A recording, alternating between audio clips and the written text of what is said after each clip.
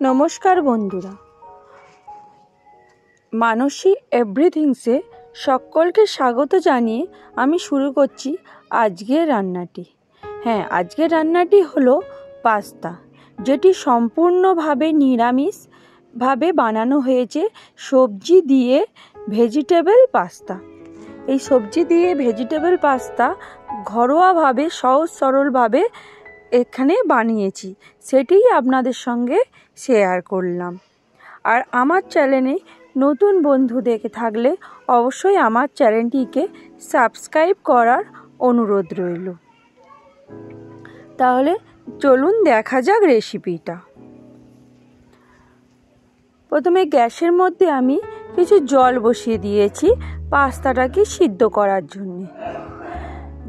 জলটি একটু গরম হয়ে যেতেই এর মধ্যে আমি দিয়ে দিলাম 1 বাটি পাস্তা। পাস্তাটাকে দিয়েই গরম জলের মধ্যে একটু হিলিয়ে দিতে হবে, না হলে গায়ে গায়ে লেগে যাওয়ার সম্ভাবনা থাকে। এইবার সেই পাস্তার মধ্যে দিয়ে দিলাম একটু নুন।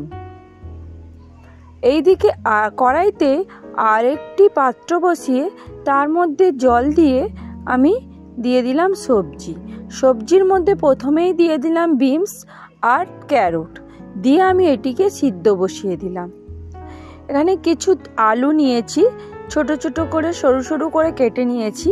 এই আলুটার মধ্যে আমি নুন মাখিয়ে রেখে দিলাম। কিছুক্ষণ পরে সবজিটাকে দেখতে হবে এটি সিদ্ধ হয়েছে কিনা।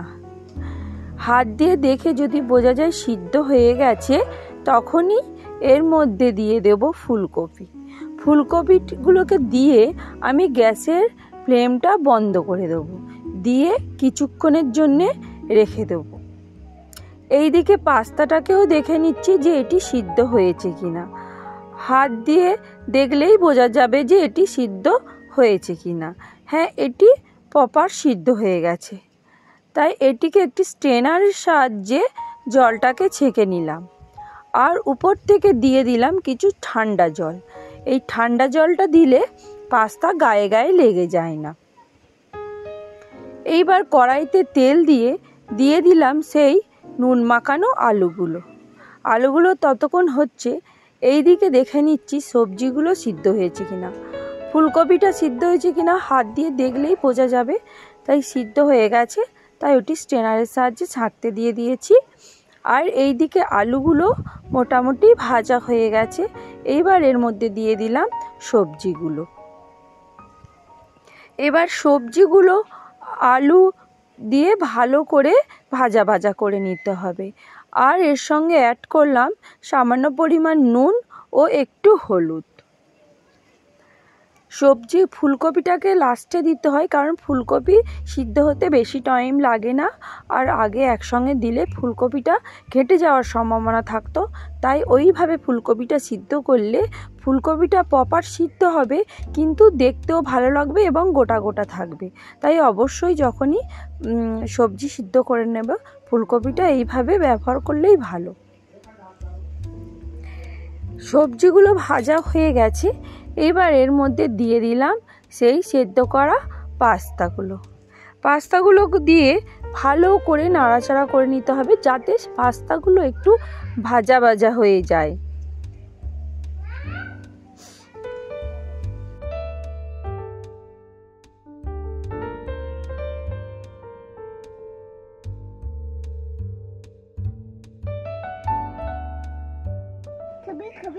এইভাবে সবজি এবং পাস্তা ভালো করে ভাজা করে নিতে হবে। এইবার এর মধ্যে আমি দিয়ে দিলাম 1 চামচ সোয়া সস। এই সোয়া সসটা দিলে পাস্তার মধ্যে কালারটাও সুন্দর আসে এবং খেতেও সুস্বাদু হয়। এবং সোয়া সসটা দেওয়ার পরে কিছুক্ষণ ভালো করে নাড়াচাড়া করে নিতে হবে, তবে সসটা সমস্ত জায়গায় লাগবে এবং দেখতে ভালো হবে। এবার গ্যাসের ফ্লেমটা আস্তে করে এর মধ্যে আমি দিয়ে দিলাম 1 চামচ গোলমরিচ ও কিছু চিলি ফ্লেক্স। আমি আগে ঝাল ব্যবহার করিনি, তাই এখানে চিলি ফ্লেক্স ও গোলমরিচ দিয়েই এখানে ঝালের ভারসাম্যটা বজায় থাকবে। এবং সবার লাস্টে দিয়ে দিলাম 1 চামচ পাস্তা মশলা, দিয়ে ভালো করে এইবার নাড়াচাড়া করে নিতে হবে। নিয়ে নিলেই আমার রেডি হয়ে যাবে ভেজিটেবল পাস্তা। তাই কি সহজভাবেই ভেজিটেবল পাস্তা বানালাম। অবশ্যই আমার রান্নাটি ভালো লাগলে লাইক, শেয়ার ও কমেন্ট করবেন।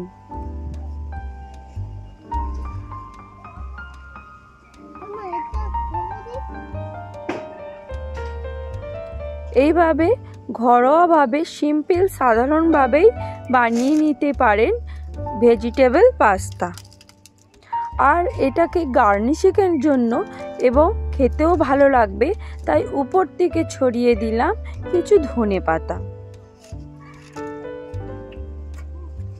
ধনেপাতাটা উপর থেকে ছড়িয়ে এটিকে আমি ভালো করে মিশিয়ে নেব।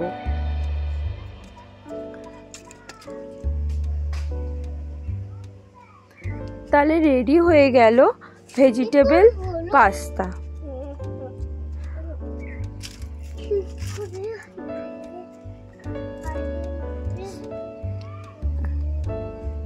আমার রান্না ভালো লেগে থাকলে অবশ্যই চ্যানেলটিকে সাবস্ক্রাইব করার অনুরোধ রইল। Thank you for watching.